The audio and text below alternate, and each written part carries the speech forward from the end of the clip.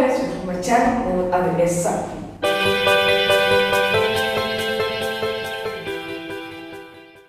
Subscribe this channel, enable bell button for seeing my videos. Today I'm going to show you how to change your Android phone into S8 Edge junction. Let's go. We can go to Play Store and download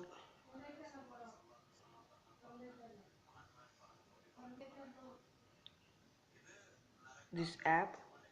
The app name is Edge Action. You can see the second one. Its rating is 4.8.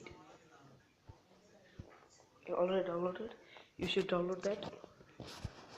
Yeah, you can see the play button here. Click the button. It has been worked. See, it's simple to work and it's very good for us. Yeah, like Galaxy S8, Samsung new mobile. Yeah, it's very good. It's a nice app also.